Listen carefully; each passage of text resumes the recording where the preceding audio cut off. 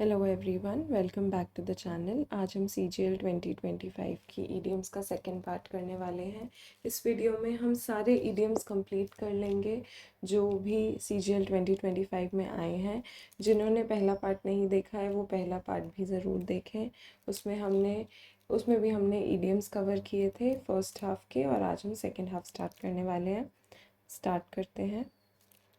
पहला क्वेश्चन है हमारा, choose the correct meaning of the idiom to send to Coventry. To send to Coventry का क्या मतलब होता है? कोवेंट्री होता है कि एक ऐसी जगह भेज देना जहाँ कोई किसी से बात नहीं करता और कोई किसी से मतलब नहीं रखता।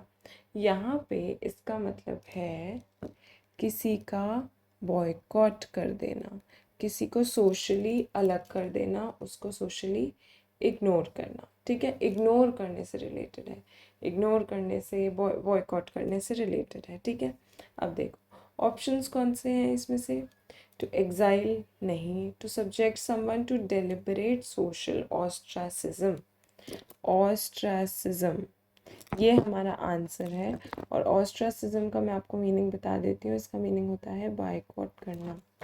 ठीक है, किसी को इग्नोर करना या एक्सक्लूड करना। ठीक है, ये होता है ऑस्ट्रासिज्म का मीनिंग, और यही हमारा आंसर है। अब इग्नोर करने से रिलेटेड और अवॉइड करने से रिलेटेड कुछ इम्पॉर्टेंट ईडियम्स हैं। मैं रिलेटेड ईडियम्स हमेशा बताती हूँ। मैं आपको सजेस्ट करती हूँ कि आप इसके लिए एक नोटबुक बना लें या फिर ऐसे नोट्स बना लें जो आपके काम आए आगे। गिव कोल्ड शोल्डर मतलब किसी को इग्नोर करना। ठीक है। कट समवन डेड किसी को कंप्लीटली इग्नोर कर देना। ठीक है, सबके मीनिंग्स ऑलमोस्ट सेम है। Freeze out someone, freeze out someone, इन सब का एक ही मीनिंग है, इग्नोर करना, अवॉइड करना या फिर बॉयकॉट करना। ठीक है, ये आप ध्यान रखना। Give cold shoulder, cut someone dead and freeze out someone. Give cold shoulder तो बहुत कॉमन है, हमने पढ़ा होगा ज़रूर। ठीक है, अब इस ऑप्शन में था to appoint to ceremonial duties. ठीक है, अब सेरेमोनियल ड्यूटीज़ या फिर किसी भी तरह की जब हम ड्यूटीज़ अज्यूम करते हैं तो उसके लिए भी हम कुछ ईडियम्स यूज़ करते हैं। जैसे कि मैं आपको जितने पॉसिबल ईडियम्स या फिर चीज़ें एक क्वेश्चन में बता सकती हूँ वो बताने की कोशिश करती हूँ। ठीक है, तो आप नोट करेंगे तो आपके लिए यूज़फुल रहेगा। वोकैबुलरी की क्लासेस में हमेशा नोट्स यूज़फुल रहते हैं। अज्यूम ऑफिस और होल्ड ऑफिस, ये सब किससे रिलेटेड है? टेकिंग अप ड्यूटीज से रिलेटेड है। ठीक है, नेक्स्ट क्वेश्चन पे चलते हैं। What does the phrase back to the drawing board mean? अब इसमें ऐसे डायरेक्ट नहीं लिखा हुआ कि choose the meaning, correct meaning of the idiom. इस टाइप का भी क्वेश्चन आया था, back to the drawing board. Back to मतलब समझ आ रहा है कि हमें फिर से कुछ स्टार्ट करना है, और ड्राइंग बोर्ड मतलब कि हमें फिर से प्लानिंग स्टार्ट करनी है। ड्राइंग बोर्ड पे बड़े बड़े कंपनीज और उनकी मीटिंग्स होती हैं और बड़े बड़े प्रोजेक्ट्स की डिस्कशंस होती हैं। तो ये किससे रिलेटेड है? प्लानिंग से रिलेटेड है। ठीक है, to start over after a failure, हमने कुछ स्टार्ट किया, उसके बाद वो सक्सेसफुल नहीं हुआ, हमें अपनी कमी पता चली, हमने अपनी गलती दिखी, उसके बाद हमने फिर से प्लानिंग शुरू करी। तो ये क्या होता है? बैक बैक टू क्या बता रहा है कि हमें फिर से स्टार्ट करना है, स्टार्ट अगेन। ठीक है, तो फिर से स्टार्ट करने के लिए होता है back to the drawing board. अब इसी से रिलेटेड ईडियम्स भी देख लेते हैं। To start planning again, to start again, एक तो हमने देखा अभी back to the drawing board, और स्टार्ट फ्रॉम स्क्रैच, फिर से शुरू करना या फिर सिर्फ शुरू से शुरू करना। Go back to square one, शुरुआत से फिर से स्टार्ट करना, गो बैक। ठीक है, और बिगिन अ न्यू मतलब नई शुरुआत करना, वेरी सिंपल। तो ये आप ध्यान रखना। इसके बाद नेक्स्ट क्वेश्चन है इन द बड। अब बड क्या होता है, ये एक प्लांट का इनिशियल स्टेज होता है, उसके बाद वो आगे ग्रो करता है, फ्लावर या प्लांट जो भी है वो धीरे धीरे ग्रो करता है सीड से, फिर उसके बाद फिर बड्स निकलती हैं और फिर वो पूरा प्लांट बनता है।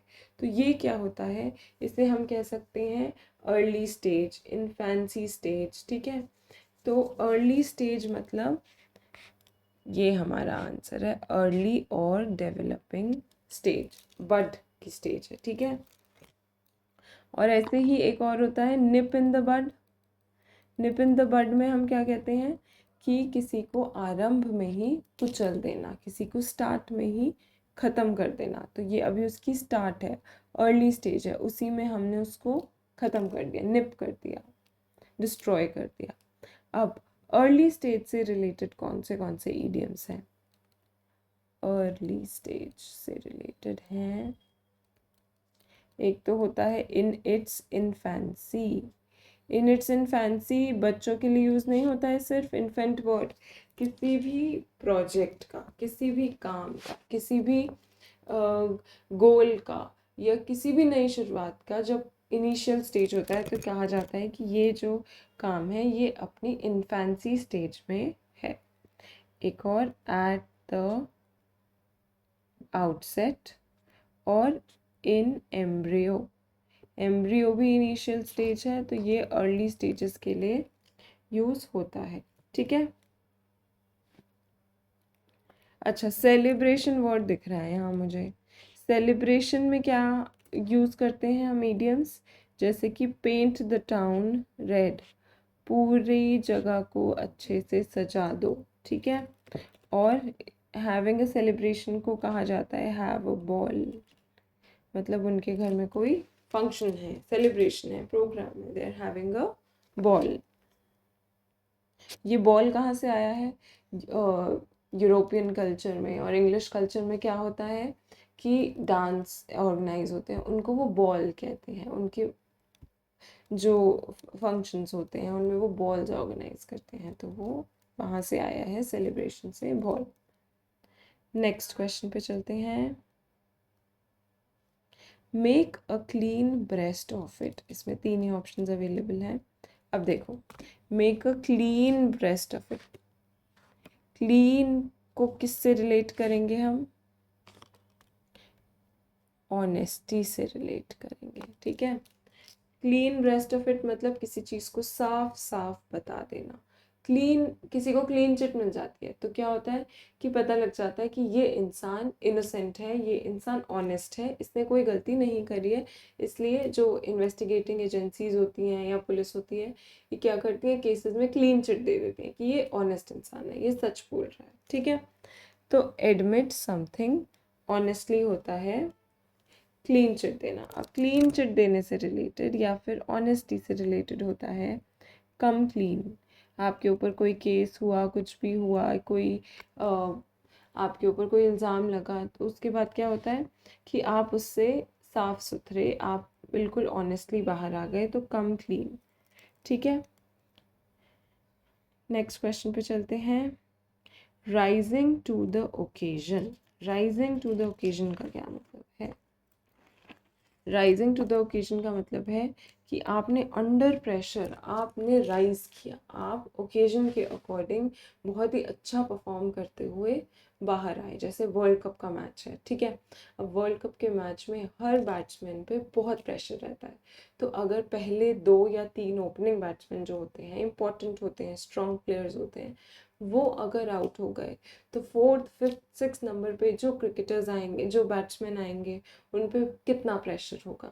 और अगर उस प्रेशर में उनमें से किसी ने बहुत अच्छा परफॉर्म किया, सेंचुरी, हाफ सेंचुरी मारी, तो उसके लिए हम क्या यूज़ करेंगे, they rose to the occasion. Rose to the occasion मतलब उन्होंने बहुत अच्छा परफॉर्म किया under pressure, exceptionally well perform किया अंडर प्रेशर, ठीक है। अब इसी से रिलेटेड कुछ इडियम्स देख लेते हैं, राइज टू ओकेजन से रिलेटेड हैं,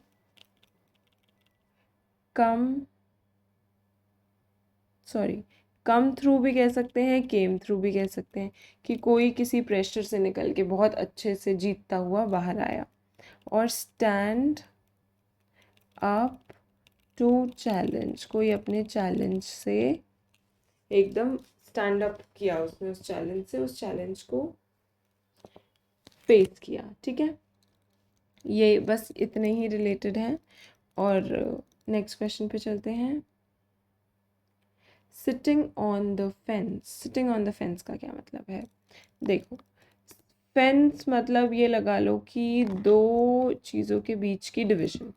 अगर आप फेंस पे बैठे हो तो मतलब आप ना ए सिचुएशन में जा पा रहे हो, ना आप बी सिचुएशन में जा पा रहे हो, आप इस फेंस पर हो, आप हो कंफ्यूज्ड, कंप्लीटली कंफ्यूज्ड। ठीक है, तो इसके लिए क्या होता है वर्ड कंफ्यूजन। कंफ्यूजन कब होती है? जब we are unable to take any decision, जब हम कोई डिसीजन नहीं ले पाते हैं। तो इसका आंसर है रिमेनिंग अनडिसाइडेड, जब हम डिसाइड नहीं कर पाते हैं, हम डिसीजन नहीं ले पाते हैं। ठीक है, क्लियर हो गया? अब अनडिसाइडेड हो गया ये तो। अब इसका मतलब है नो एक्शन, ये इसका ऑपोजिट है इमीडिएट एक्शन। क्या है इसका ऑपोजिट? Immediate action. अब इमीडिएट एक्शन के लिए हम क्या यूज़ करते हैं? इमीडिएट एक्शन के लिए हम यूज़ करते हैं, कैसा ईडियम यूज़ करते हैं? एक्शन लेने से रिलेटेड होता है हिट द ग्राउंड रनिंग, मतलब कि हमने काम शुरू कर दिया है, हमने डिसीजन लेके एक्शन लेना शुरू कर दिया है। ठीक है, और एक और होता है जंप इनटू एक्शन। ठीक है, जंप इनटू एक्शन और हिट द ग्राउंड रनिंग, ये सिटिंग ऑन द फेंस से ऑपोजिट है।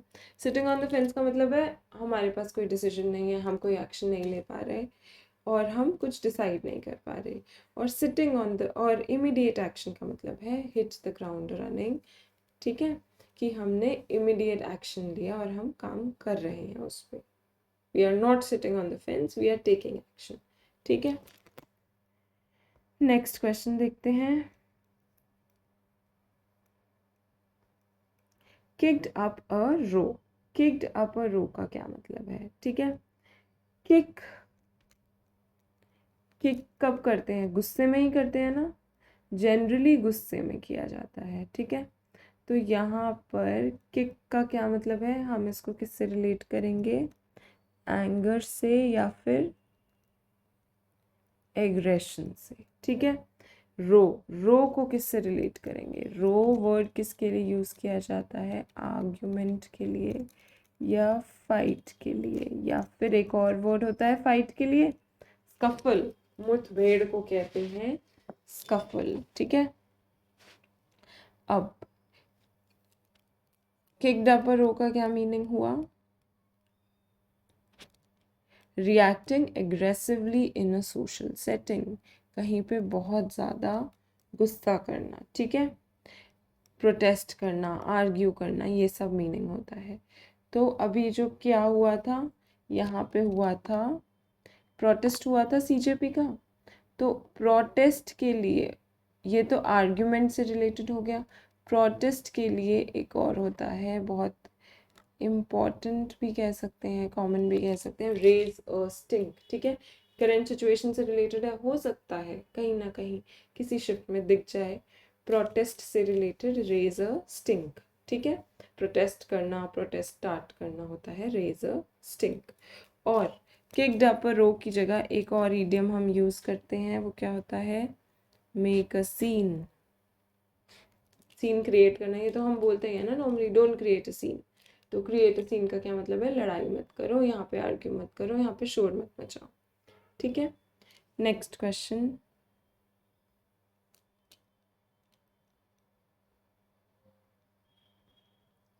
Not in my line, not in my line का क्या मीनिंग है? अब हम, ये तो बहुत ही कॉमन है। ठीक है, ये तो हम जनरली किसी से पूछ लेते हैं तो वो कहते हैं कि, तो लोग क्या कहते हैं? हम मेडिकल लाइन में काम करते हैं, हम इंजीनियरिंग लाइन से हैं, हम साइंस की स्ट्रीम से हैं। तो ये स्ट्रीम और लाइन कहाँ से आ रहा है? क्या बताता है वो? बहुत ही कॉमन वर्ड है, ये मेरी एक्सपर्टीज़ है, ये मेरी लाइन है, मैं इस लाइन से बिलोंग करती हूँ, मैं ब्यूटी लाइन इंडस्ट्री से बिलोंग करती हूँ, मैं ब्यूटी की लाइन में काम करती हूँ, मैं मेडिकल की लाइन में काम करती हूँ, ठीक है। तो लाइन मतलब एक्सपर्टीज़ या फिर एरिया या फिर स्ट्रीम या फिर आपका प्रोफेशन, ठीक है। तो नॉट इन माई लाइन का क्या मतलब होगा? Not related to my area of expertise, जैसे ये मेरी एक्सपर्टीज़ नहीं है, ठीक है, ये मेरी लाइन नहीं है। अब इसी से रिलेटेड भी हम देख लेते हैं, नॉट इन माई एक्सपर्टीज़ के लिए हम कैसे ईडियम्स यूज़ कर सकते हैं? हम यूज़ कर सकते हैं नॉट माई फोटे, ये तो बहुत कॉमन है, सिंपल भी है, नॉट माई फोटे। और अगला तो और भी सिंपल और common, not my cup of T. Fashion designing is not my cup of T, it is not my line, ठीक है, ऐसे कहते हैं ना। तो नॉट माई फोटे, not my area of work, not my cup of T, ठीक है, simple. Next question, jump the shark. Jump the shark का क्या मतलब है? जंप द शार्क का मतलब है कि हमने कुछ ऐसा किया जो कि ज़रूरी नहीं था, हमें फालतू में पंगा नहीं लेना चाहिए था। शार्क, शार्क किससे रिलेटेड है? शार्क रिलेटेड है डेंजर से रिलेटेड है। तो हम कोई, अगर हम किसी डेंजर से खेलेंगे तो वो अननेसेसरी है ना, हम क्यों किसी चीज़ में ज़बरदस्ती रिस्क ले रहे हैं? It is going to be risky. तो टू टेक अननेसेसरी रिस्क, ये मतलब होता है किसका? जंप द शार्क का, ठीक है। अब देखो, इसी से रिलेटेड होते हैं स्टिक वन स्नेक आउट, अपनी गर्दन बाहर निकालना। आप बस में जा रहे हो किसी और आप अपनी गर्दन बाहर निकालते हो तो वो रिस्की होता है ना, तो आप वहीं से रिलेट करो। स्टिक वन स्नेक आउट का मतलब होगा कि रिस्क लेना, रिस्की सिचुएशन में अननेसेसरी घुसना, अननेसेसरी रिस्क लेना। और ऐसे ही कहते हैं ना कि तुम मुझसे पंगा मत लो, you don't know you are playing with fire, मतलब तुम खुद के लिए डेंजर क्रिएट कर रहे हो, it is not going to be helpful, ठीक है। उसके बाद नेक्स्ट ऑप्शन पढ़ो, बिट्रे समवन। बिट्रे जो है ये भी बहुत कॉमन है। बिट्रेयल से रिलेटेड इम्पॉर्टेंट इडियम्स देख लेते हैं हम। Throw someone under the bus. आपने अपने फ्रेंड को बोला कि मैं भी असाइनमेंट नहीं कर रहा, you also don't do the assignment, we'll figure it out together, हम साथ में बोल देंगे अपने प्रोफेसर को, टीचर को कि हमने काम नहीं किया, ठीक है। अब क्या हुआ उस सिचुएशन में कि आपने फिर भी, आपका मूड चेंज हो गया, आपने असाइनमेंट कर लिया। Next day your friend is standing there alone, तो आपने क्या किया? आपने अपने दोस्त को अंडर द बस डाल दिया, आपने अपने दोस्त को ऐसी सिचुएशन में बिट्रे कर दिया, तो you through that person under the bus, ठीक है। और एक और होता है जिसे तो हम पीठ में छुरा भोंकना भी कहते हैं ना, क्या होता है वो? Stab someone, stab someone out या stab someone in the back, ठीक है, क्लियर। नेक्स्ट क्वेश्चन पे चलें।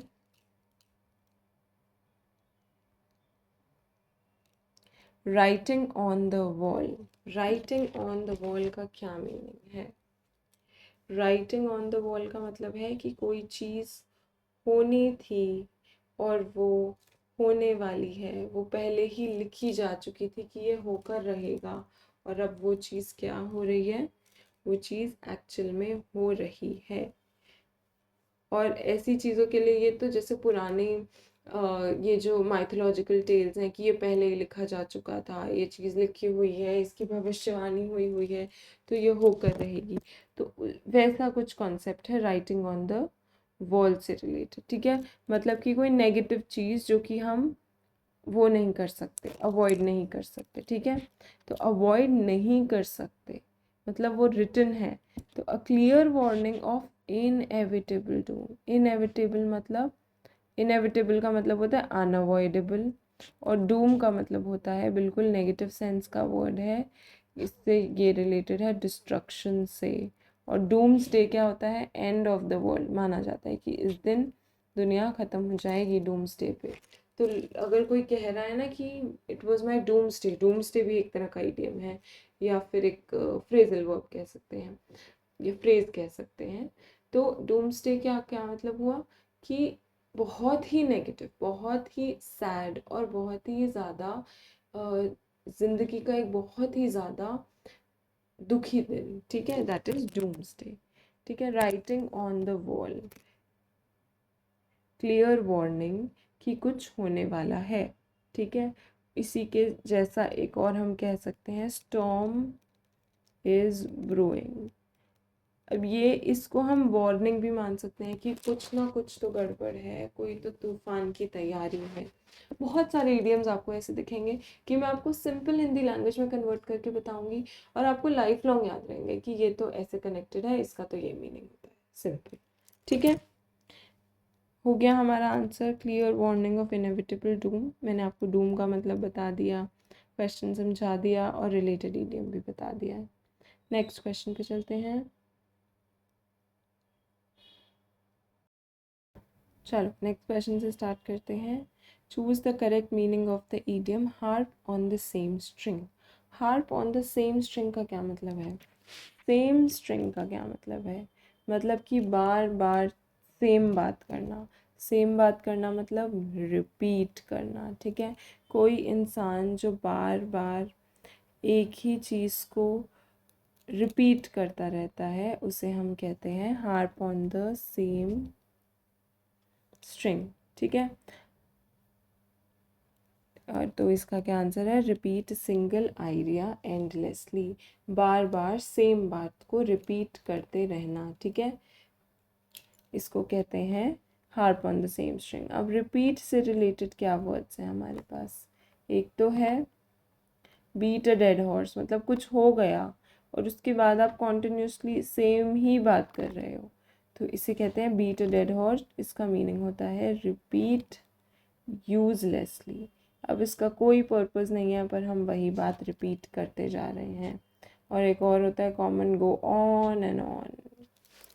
ठीक है, go on and on, repeat करते जाना, बोलते जाना, बोलते जाना। ठीक है, क्लियर हो गया।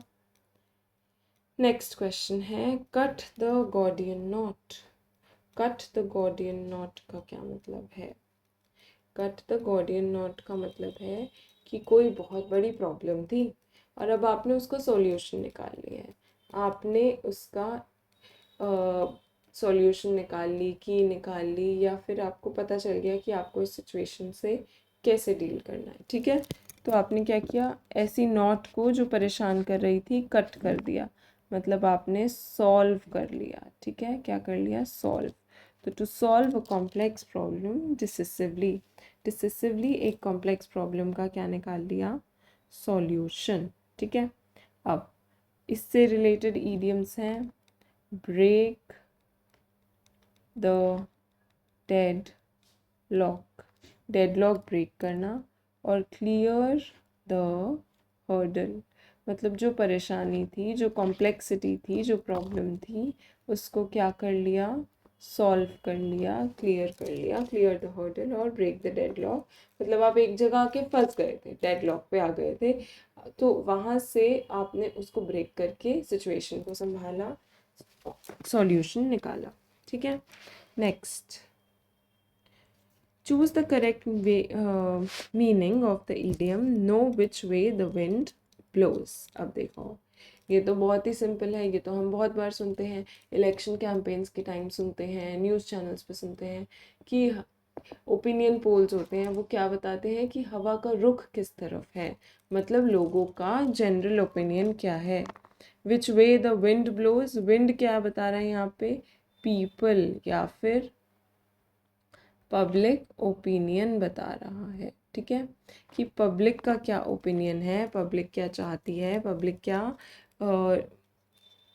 वो रखती है, क्या रखती है, अपनी सोच क्या रखती है। ठीक है, तो सेंस हाउ इवेंट्स और opinion are trending before acting. तो ये जो लोग होते हैं जो इन कंटेस्ट करते हैं इलेक्शंस, जो लीडर्स होते हैं, ये पहले लोगों के मुद्दे जानते हैं, फिर वो जानते हैं कि उस एरिया में प्रॉब्लम्स क्या हैं, और उसके बाद एक्ट करते हैं। After knowing the direction of the wind वो काम करते हैं। ठीक है, अब इससे रिलेटेड कुछ ईडियम्स होते हैं। टेस्ट द वाटर्स, मतलब कि क्या हाल है पानी का, पानी का मतलब क्या हाल है लोगों का। ठीक है, और रीड द रूम, मतलब आप जहाँ जिन लोगों से बात करने जा रहे हो उनका कैसा माइंडसेट है, उनके दिमाग में क्या चल रहा है इस टाइम, उनके इमोशंस और बिहेवियर कैसा है, that is read the room. लोगों को समझना, वहाँ के एक मतलब रूम मतलब एक पर्टिकुलर एरिया की बात हो रही है कि वहाँ जो लोग प्रेजेंट हैं उनको जानना, समझना, उनका ओपिनियन समझने की कोशिश करना। ठीक है, नेक्स्ट क्वेश्चन है, नेक्स्ट क्वेश्चन रिपीट हो गया है। No which way the wind blows, हमें इसका आंसर पता है। नेक्स्ट पे चलते हैं। Cut me dead, cut me dead का क्या मतलब होता है? अभी मैंने आपको बताया था, ये अभी थोड़ी देर पहले आया था, to cut someone dead, ignore करने से रिलेटेड था। तो यहाँ पे है इग्नोर्ड डेलिबरेटली।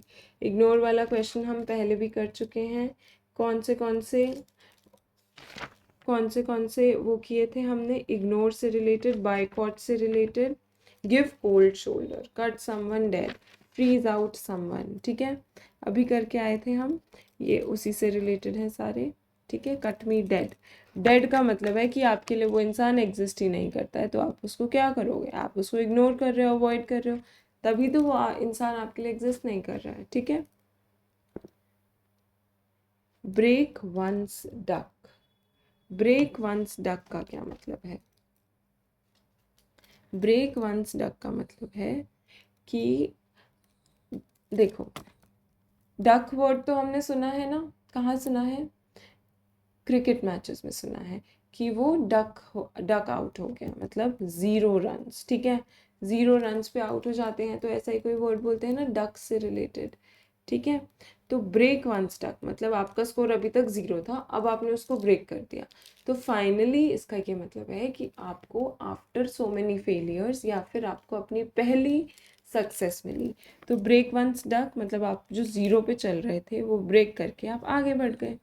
तो अचीव फर्स्ट सक्सेस। ठीक है, तो आपकी पहली सक्सेस आफ्टर प्रीवियस फेलियर्स, या फिर वैसे ही आपकी पहली सक्सेस का मतलब होता है ब्रेक वंस डक। ठीक है, नेक्स्ट क्वेश्चन है प्ले गूजबेरी। अब प्ले गूजबेरी का क्या मीनिंग होता है? गूजबेरी, आपको पता है गूजबेरीज कैसे उगती हैं? गूजबेरीज की कोई प्लांटेशन नहीं होती है। ऐसे अज्यूम करो कि गूजबेरीज को कोई नहीं उगाता है, it is an extra thing that grows in farms with the crops. ठीक है, मतलब कि क्रॉप्स के साथ ग्रो करने के लिए एक्स्ट्रा स्टफ होता है, वो एक्स्ट्रा चीज़ें वीड्स की तरह वो ग्रो हो जाती हैं, उनकी कोई खास ज़रूरत नहीं होती है, बस वो एक तरह से सपोर्ट है या फिर बस ग्रो हो गई हैं, वो होती हैं गूजबेरी। तो यहाँ पर गूजबेरी का क्या मीनिंग है? गूजबेरी का मीनिंग है जैसे कि कोई दो लोगों के बीच में तीसरा पर्सन, कबाब में हड्डी इज प्ले गूजबेरी। आप एक थर्ड पर्सन हो between a coating couple. Coating couple मतलब दो साथ हैं, पार्टनर्स हैं, उनके साथ आप ज़बरदस्ती घुसते जा रहे हो, that is unwanted third person, जिसको हम आजकल की स्लैंग लैंग्वेज में बहुत कॉमन कहते हैं, आप सबको पता होगा, थर्ड व्हील। तो थर्ड व्हीलिंग करना, थर्ड व्हील, ये सब क्या होता है? That you are playing gooseberry. ये तो हमारा नया स्लैंग है, पहले तो गूजबेरी कहा जाता था और कबाब में हड्डी कहा जाता था। तो third wheel is play gooseberry, third wheel से तो आपको गूजबेरी याद रहेगी। ठीक है, नेक्स्ट क्वेश्चन है प्ले द सेकंड फिडल। अब देखो सेकंड वर्ड क्या बता रहा है कि कोई फर्स्ट है, फर्स्ट है मतलब कोई ज़्यादा इम्पोर्टेंट है, सेकंड वर्ड हमेशा क्या बताएगा, लेस इम्पोर्टेंट चीज़ें बताएगा, सेकंड वर्ड बताएगा लेस इम्पोर्टेंट स्टफ। तो प्ले सेकंड फिडल का मतलब है कि कोई कम इम्पोर्टेंट है, लेस इम्पोर्टेंट। तो इसका क्या मतलब, इसमें से अब ऑप्शन देखो कौन सा एकदम करेक्ट बैठ रहा है। To support another while accepting inferior status. आप मोस्ट इम्पॉर्टेंट थे बट आप वहाँ पे सेकंड फिडल हो गए, सेकंड ऑप्शन हो गए, सेकंड पर्सन हो गए और आपने दूसरे इंसान को ज़्यादा इम्पोर्टेंस दी। पहली जो पहली जो वो है आपने इस पर्सन को दी और खुद आप सेकंड बेस्ट हो गए। ठीक है, तो पहला इम्पोर्टेंस किसी और को देकर सेकंड बेस्ट हो जाने का मतलब है that I am playing a second fiddle. Next question है हैंग फायर।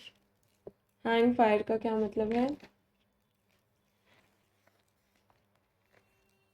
हैंग फायर का मतलब है कि कोई चीज़ जो आपको करनी थी आपने उसे लटका दिया।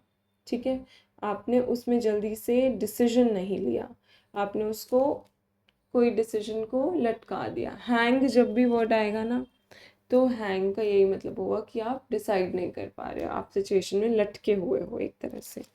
तो डिले टेकिंग एक्शन और मेकिंग अ डिसीजन। ठीक है, इसी से रिलेटेड हम कह सकते हैं कि क्या होगा, होल्ड ऑफ, होल्ड ऑफ या होल्ड ऑन। होल्ड ऑन होगा कि रुको थोड़ी देर, सब्र करो, रुको ज़रा सब्र करो टाइप। और होल्ड ऑफ होगा कि आपने अपना डिसीजन क्या कर दिया, पेंडिंग कर दिया, अभी आप डिसीजन नहीं ले रहे हो, आप अभी उसे डिले कर रहे हो। ठीक है, ये है मतलब हैंग फायर का। अब नेक्स्ट क्वेश्चन है टू सप विद द डेविल। सप विद अ डेविल का क्या मतलब है, सपर, सपर वर्ड सुना है आपने। सपर एक वर्ड है जो कि किसके लिए यूज़ होता है, डिनर के लिए, डिनर या फिर अर्ली डिनर के लिए यूज़ होता है कि वी हैड अ सपर। ठीक है, प्रॉपर डिनर नहीं होता, प्रॉपर इवनिंग स्नैक नहीं होता, उसके बीच का होता है सपर।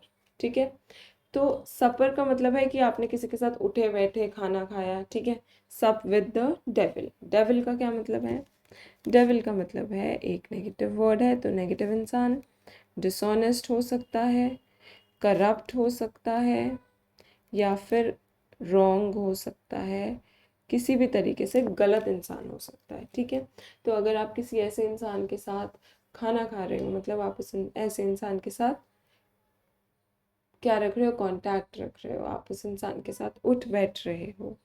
ठीक है, तो इसका मतलब है collaborate with someone who is morally compromised. Morally compromise मतलब डेविल है, नेगेटिव इंसान है, डिसऑनेस्ट इंसान है। ठीक है, that is to collaborate with someone morally compromise, you are supping with the devil. ठीक है, अब इसी से एक और रिलेटेड है lie down with the dogs, मतलब आप कुत्ते जैसे हो गए हो। इसका ये मतलब है, डॉग्स को हमने यहाँ पे डेविल से रिलेट किया है, डेविल से या फिर कह सकते हैं नेगेटिव चीज से कि अच्छी बात नहीं है ये। ठीक है, नेक्स्ट क्वेश्चन है cook someone's goose. Cook someone's goose का क्या मतलब है, कुक समवन गूस का मतलब है कि हमने किसी और के तैयार की हुई चीज़ पे खराबी कर दी, उसको हमने ठीक से नहीं किया और हमने उसका प्लान क्या कर दिया, रूइन कर दिया, किसी और का प्लान हमने खराब कर दिया, टू रूइन समवन्स प्लान। ठीक है, इसका ये मतलब है किसी का काम बिगाड़ देना, वेरी सिंपल। नेक्स्ट पे चलते हैं, टू बी इन हाई डुजॉन। डुजॉन का क्या मतलब है, डुजॉन का मीनिंग होता है एंगर से रिलेटेड। ठीक है, आप बहुत ज़्यादा गुस्से में हो, आप क्यों गुस्से में हो, क्योंकि आप ऑफेंड हुए हो, आपकी डिग्निटी पे इम्पैक्ट आया है और आप बहुत ज़्यादा ऑफेंड हो गए हो, तो that is to be in high dudgeon. Anger से रिलेटेड है, to be red with blood, और ये सब जो हैं आपके कॉमन ईडियम्स वो इससे रिलेटेड हैं, ठीक है। नेक्स्ट क्वेश्चन है throw one's hat into the ring. Throw one's hat into the ring. Ring क्या होता है? रिंग होता है जहाँ पे मैच होता है, ठीक है। आपने अपनी हैट फेंकी, ये एक तरह का एक्टिविटी है जो बॉक्सिंग रिंग में होती है, कि अब आप कंटेस्ट करना चाहते हो, अब आप अपनी लड़ाई करना चाहते हो, अब आप कंटेस्ट करोगे, मतलब कि आप अपना, आपने चैलेंज दिया या आपने चैलेंज लिया, उससे रिलेटेड होता है। तो आपने किसी चीज़ की कैंडिडेंसी अनाउंस की कि अब आप इस पे लड़ोगे, ठीक है, अब आप इस चैलेंज को एक्सेप्ट करते हो। अब इससे रिलेटेड दो तीन इम्पॉर्टेंट ईडियम्स हैं। पहला है टेक अप द गॉन्टलेट, मतलब चैलेंज एक्सेप्ट करके उस चैलेंज के लिए लड़ना। एंटर द फ्रे, चैलेंज के अंदर घुसना और उसको एक्सेप्ट करना। Step into the arena, contest करना। अगेन एरीना वर्ड और रिंग वर्ड तो बॉक्सिंग से ही आया है, बॉक्सिंग एरीना होती है, उसी रिंग को कहा जाता है, ठीक है। नेक्स्ट क्वेश्चन देखते हैं। By the skin of one's tooth, teeth. Skin क्या होता है? स्किन होती है क्या हमारे टीथ पे?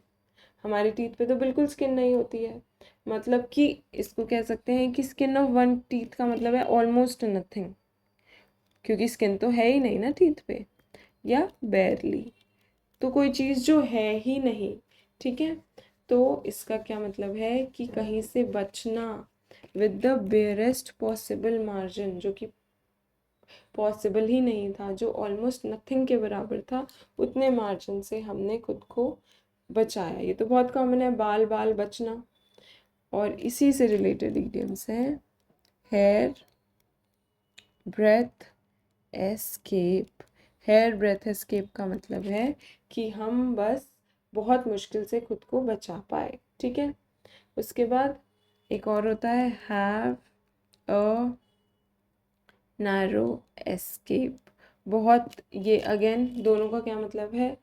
To save with the barest possible margin, barest possible तरीके से खुद को हमने बचाया, ठीक है। नेक्स्ट क्वेश्चन है mad as a hatter. Hatter क्या होता है? मैड क्या होता है? Mad as a hatter, mad word तो खुद ही क्या बता रहा है? इंसैनिटी बता रहा है कि इंसान बेवकूफ़ है। और इसी के साथ एक वर्ड होता है एसेंट्रिक। एसेंट्रिक का अगर मैं आपको सिंपल मीनिंग बताऊं तो वो होता है अजीब। जो इंसान अजीब है, जो दूसरों से बहुत ही अलग बिहेव कर रहा है, और वो अलग, देखो दूसरों से अलग रहना कई बार बहुत ज़्यादा डिसेंट भी होता है, कई बार बहुत अच्छा भी लगता है, बट एसेंट्रिक इज नेगेटिवली अजीब, कि वो अजीब है, वो अच्छा नहीं लग रहा है, वो बहुत डिफरेंट है। तो कंप्लीटली इंसेन और eccentric is mad as a hatter, ठीक है। नेक्स्ट क्वेश्चन पे चलते हैं। To draw the long bow. Draw the long bow, long कर दिया, लॉन्ग करने से किससे रिलेट करोगे? एग्जैजरेट करना, लॉन्ग कर देना, एग्जैजरेट कर देना, या फिर स्ट्रेच कर देना। और ड्रॉ करने से किसको रिलेट करोगे? कि जो चीज़ें सच नहीं है, हमने उसको ड्रॉ करने से रिलेटेड है कि हमने उसको बनाया है, वो बनावटी बात है, ठीक है। तो टू फैब्रिकेट, फैब्रिकेट होता है झूठ बनाना और झूठ बोलना। टू फैब्रिकेट और exaggerate with little credibility, little credibility क्या बता रही है? कि वो सच नहीं है, नॉट ट्रूथ, उसका कोई क्रेडिबिलिटी नहीं है कि वो सच है या झूठ है, ठीक है। तो टू फैब्रिकेट और एग्जैजरेट विद लिटिल क्रेडिबिलिटी, ठीक है। अब इससे रिलेटेड ईडियम है स्पिन अ यार्न। स्पिन अ यार्न, कि हम कुछ ना कुछ बोलते जा रहे हैं, फेंकते जा रहे हैं, बट लंबी लंबी बातें करना, ठीक है। एग्जैजरेट करना, स्पिन यार्न का भी सिंपल मीनिंग है टू एग्जैजरेट, बड़ी बड़ी फेंकना जिसे कहते हैं, ठीक है। नेक्स्ट क्वेश्चन, ईट क्रो। बस हमारे दो से तीन क्वेश्चंस बचे हैं और उसके बाद हमारे इडियम्स कंप्लीट हो जाएंगे। ईट क्रो, ईट क्रो, इसका क्या मीनिंग होता है? काफ़ी गंदा लग रहा है सुनने में, ईट क्रो। और इसका मतलब होता है कि आपने कोई गलती करी और आपने उसको एडमिट किया। Admit one's error, admit one's error, ठीक है। ईट क्रो का मीनिंग है कि आपने अपने एरर को एडमिट किया और ह्यूमिलिएशन को एक्सेप्ट किया। एक्सेप्ट ह्यूमिलिएशन, ठीक है। अब इससे रिलेटेड ईडियम्स भी होते हैं कुछ, कि आपसे गलती हो गई, आपने अपनी गलती के सर्कमस्टांसेस फेस किए, तो फेस द म्यूजिक, मतलब आपने कुछ गलती की, नाउ फेस इट्स कॉन्सिक्वेंसेस, अब उसके कॉन्सिक्वेंसेस झेलो, तो उसका म्यूजिक झेलो, ठीक है। स्वैलो वंस प्राइड, मतलब आपने अपनी गलती करने के बाद आपने अपनी गलती को क्या किया, एक्सेप्ट कर लिया और आपने वो किया। नेक्स्ट है ईट हम्बल पाई, आपकी गलती की वजह से बेइज्जती हो गई, that is eat a humble pie. ये सब किससे रिलेटेड है? एडमिट एरर या फिर इंसल्ट बिकॉज ऑफ एरर। ये बिल्कुल सिमिलर सा मीनिंग कैरी करते हैं, हल्का सा डिफरेंस है, वो इनकी यूजेज में ही आ जाएगा, ठीक है। नेक्स्ट क्वेश्चन है sound and fury. Sound and fury का मीनिंग क्या होता है? साउंड एंड फ्यूरी का मतलब है कि कोई चीज़ हुई, उसके लिए बहुत प्रोटेस्ट हुआ और उसके बाद वो यूजलेस निकला। Great approach that signifies nothing. अगर ये जो रेजिग्नेशन है हमारे एजुकेशन मिनिस्टर का, कि नहीं हुआ होता, तो हम इस प्रोटेस्ट के लिए भी क्या कहते हैं, ये तो बिल्कुल साउंड एंड फ्यूरी की तरह था, मतलब बहुत शोर हुआ, बहुत शोर हुआ, बट कोई रिजल्ट नहीं आया, बट इसका कोई मीनिंग नहीं रहा, ठीक है। That is sound and fury. और ऐसे ही कहते हैं हम कि मच, ये मैं आपको रिलेटेड इडियम्स बता रही हूँ। मच एडो अबाउट नथिंग, बहुत शोर मचा, वही खोदा पहाड़ निकली चुहिया, ये ही इसके साथ एकदम करेक्ट बैठता है। स्टॉर्म इन अ टी कप, मतलब जिस चीज़ को इतना बड़ा माना जा रहा था वो कुछ नहीं निकली, वो तो इतनी ज़्यादा मैनेजेबल थी, it was just like storm in a tea cup, जिसकी कोई सिग्निफिकेंस ही नहीं है, ठीक है। तो great approach that signifies nothing, that is sound and fury. Last question है हमारा ईडियम्स का, whistle in the dark. Whistle in the dark का क्या मतलब है? विसल इन द डार्क का मतलब है कि इमेजिन करके चलो कि कोई इंसान बिल्कुल अंधेरे में जा रहा है सीटी बजाते हुए, तो वो क्या बताना चाह रहा है कि मैं यहाँ पर हूँ और मुझे डर लग रहा है, ऐसे अज्यूम करो, ठीक है, कि वो अपना डर भगाने के लिए विसल करता हुआ जा रहा है, ताकि बाकी लोगों को लगे कि वो डरा नहीं हुआ है, वो तो नॉर्मली जा रहा है। तो put on a brave front despite fear. Darkness का रिलेशन हमेशा किससे करना है? ग्लूमीनेस से कर सकते हो, सैडनेस से कर सकते हो, और फियर से कर सकते हो, ठीक है। बहुत लोगों को ये भी लग सकता है एंजॉय लोनलीनेस, क्योंकि डार्कनेस को आपने लोनलीनेस से कनेक्ट किया होगा, बट यहाँ पे मतलब है ब्रेवरी दिखाना, ठीक है। तो इससे रिलेटेड इडियम भी हम ज़रूर देखेंगे। Put on a brave face, लोगों को आपने ब्रेव बन के दिखाया। और कीप वंस चिन अप, आपने नहीं दिखने दिया कि आपको डर लग रहा है। और keep a stiff upper lip, keep a stiff upper lip, इसका क्या मतलब होता है कि मुश्किल समय में आपने अपनी हिम्मत बनाए रखी। Keep a stiff upper lip मतलब मुश्किल समय में आप अपनी सिचुएशन से डरे नहीं, हिले नहीं, आपने हिम्मत बनाए रखी, ठीक है। So that's it.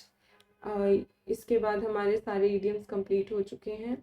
Her shift में लगभग 1, 2 या 3 इडियम्स थे, बट बहुत सारे इडियम्स रिपीटेड भी थे और वो अलग अलग शिफ्ट में रिपीट हुए थे। रिपीटिशन का रीज़न अब ये है कि आप क्वेश्चंस को डिस्कस नहीं कर सकते हो एग्ज़ाम के बाद, इसलिए क्वेश्चंस रिपीट होने के चांसेस बढ़ जाते हैं।